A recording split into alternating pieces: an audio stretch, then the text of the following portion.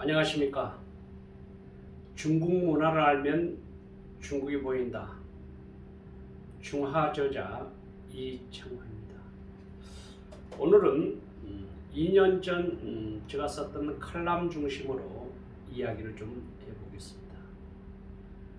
중국은 5천년이란 오랜 세월을 두고 넓은 영토에서 다양한 문명과 풍부한 문화를 형성했을 뿐만 아니라 다양한 민족들이 넓은 지역에서 그들이 맞는 문화, 풍토, 기후, 산물, 풍속 습관들로 함께 살아가고 있습니다.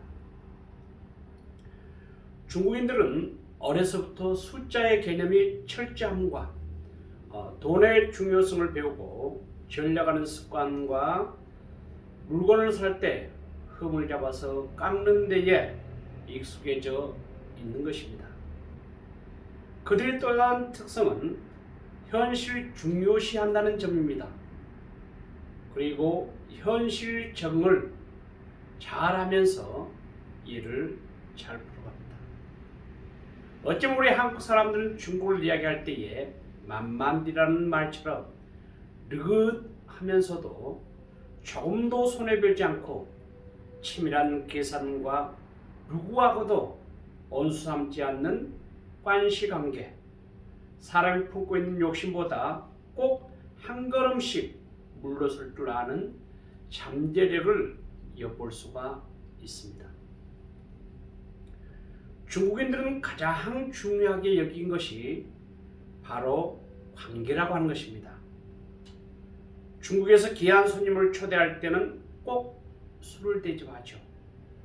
중국인 집을 방문했을 때 일반적으로 차를 대접하거나 만약 술을 접대하면 손님 사이가 보통 아닌 것을 우리는 알 수 있습니다. 아울러 중국인들은 서로 돕고 서로 의지하는 것을 아주 좋아합니다. 그래서 중국은 두 가지 문화 가운데 있는데 하나는 체면 문화가 있고요. 또 다른 하나는 인맥 즉 관시 문화가 있다는 것입니다. 실제 중국인들은 주변의 가족, 친척하고 친구, 직장 동료, 고향지기 사이에 체면을 아주 중요시 여기고 있습니다. 자신이 가까운 주변 사람들뿐만 아니라 제3자 관계에서도 상당할 정도로 체면을 생각하며 기분이 나빠도 겉으로는 잘 드러내지 않습니다. 실제로 체면을 인해 기분이 나빠지면 거래를 중단하거나 관계를 멀리하게끔 돼 있죠. 중국에서 인간관계의 관시는 이미 맺어졌다고 하면은 의리상 서로가 도움을 주고 서로가 도움을 받는 아주 중요한 경향이 있습니다. 중국인 누구를 알고 있다는 것만으로 많은 도움을 받을 수 있고 그 안다는 자체가 아주 중국 사회에서는 크나큰 영향력을 발휘할 수 있습니다. 중국인들은 일반적으로 아주 친해지기 때문에 상대방의 마음을 깊이 이야기하거나 개인적인 문제를 우선 털어놓지 않습니다. 물론 계속 만나게 될 사람에 대해서는 매우 예의 바르고 친절합니다. 특히 아는 사람 소개를 받았을 경우에는 무척이나 호의적이고 상당히 적극적인 태도로 도와주려고 합니다.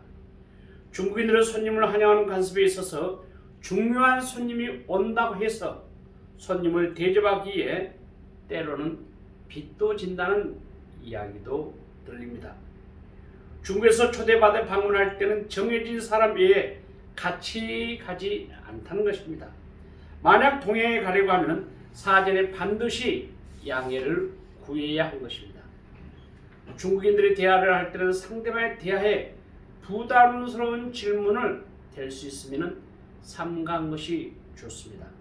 그만큼 정성 들여 손님을 대접하고 서로가 연결하는 관계성을 쌓아나가기 때문입니다. 이처럼 관시의 역할이 아주 중요하죠. 중국에서 관계가 있는 사람을 찾는 것이 얼마나 중요하다는 사실을 우리는 두말할 필요도 없이 중국의 삶 가운데의 첫 번째라고 할 수가 있겠습니다. 중국에서 일하는데 가장 필요한 것이 무엇일까요? 바로 관시입니다. 관시는 중국이 오래전부터 온 관습 중의 하나이며 중국 사람과 관시를 잘 맺으면 그들이 가지고 있는 모든 네트워크를 연결할 수 있는 새로운 통로가 생깁니다. 지금까지 중국 문화를 알면 중국이 보인다 저자 이창호였습니다. 감사합니다.